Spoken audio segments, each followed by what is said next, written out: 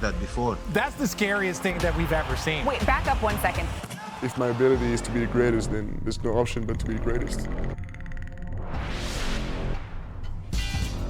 You should see our faces watching that in bump. I mean, we're in awe. And the Spurs, they have a lot to look forward to this season, and rightfully so. 12-time All-Star Chris Paul joining the reigning Rookie of the Year, Victor Wembanyama in San Antonio.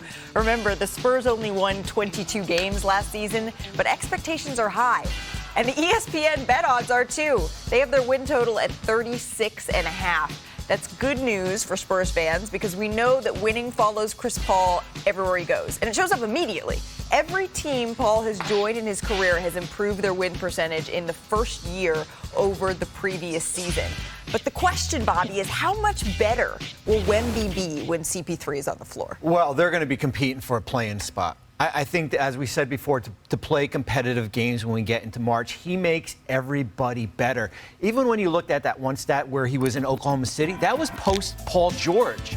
And that Thunder team made it to the playoffs in the bubble here. So I'm looking forward to Chris Paul, not just the influence on Victor, Devin Vassell, who's injured right now, Keldon Johnson, Jeremy Sohan, Harrison Barnes' impact here, but he's going to put Victor in the, I don't want to say MVP conversation right now, but certainly in that All-NBA conversation because his stats are certainly going to take a big step here. Chiney, what's that one thing you're looking for when those two take the floor together?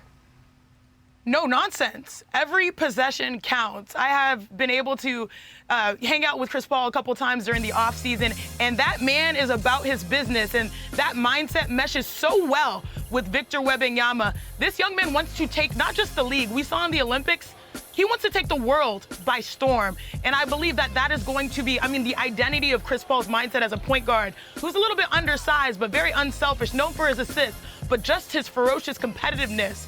To me, only good things are going to come from that. But that right there, the lob, this is the guy who helped invent Lob City, now has a guy who says, I was born to do things differently.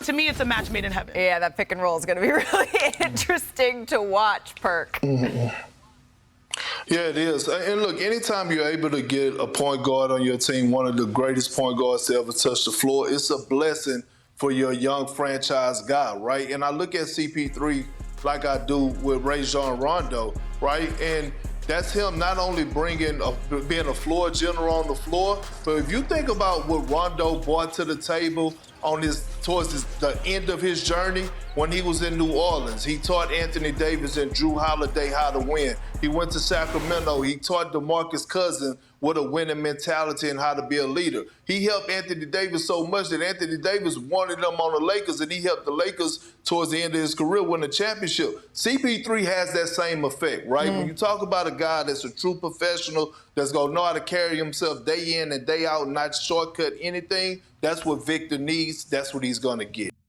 Yeah. So I think this is going to be such a great season for the Spurs and Wembanyama. Right, Chris Paul is obviously not what he once was, and we still have to put this in context of how much success we're expecting Wembanyama and the Spurs to be able to achieve, right?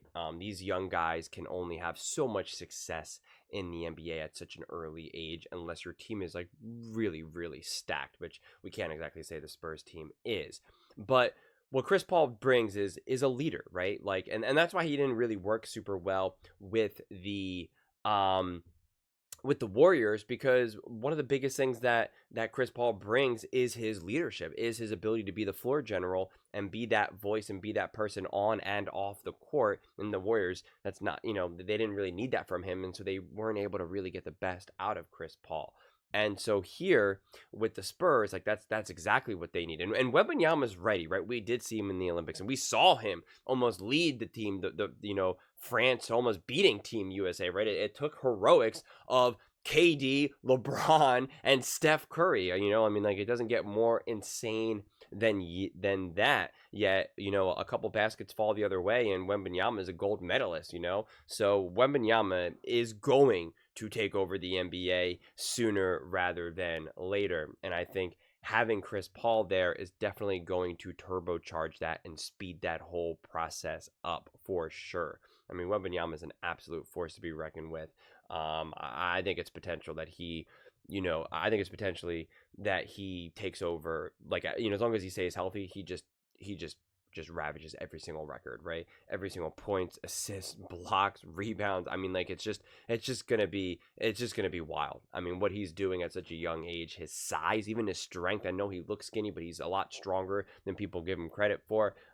It's just going to be fascinating to see. And then not to mention, because the question is how much better will Wembanyama be with Chris Paul on the floor. The truth is, matter is that Chris Paul is going to make other Spurs players better, which then the domino effect will also impact Wembanyama, right? The team just gets better, and the better the team gets, the better Wembanyama will be able to get. So that's when it's one of those really exciting things. It's very similar to kind of like a football situation where it's like if you have a better running back, your wide receivers now are more open. If you have a better run game, you have a better passing game. If you have a better passing game, you get a better run game. If you have a better O-line, you get a better quarterback, right? Like it's all connected in the same way. It's very connected in basketball as well. So even adding someone like a Chris Paul, who's obviously past his prime, is still going to have a major impact on the development of the team, and especially Victor Wembanyama.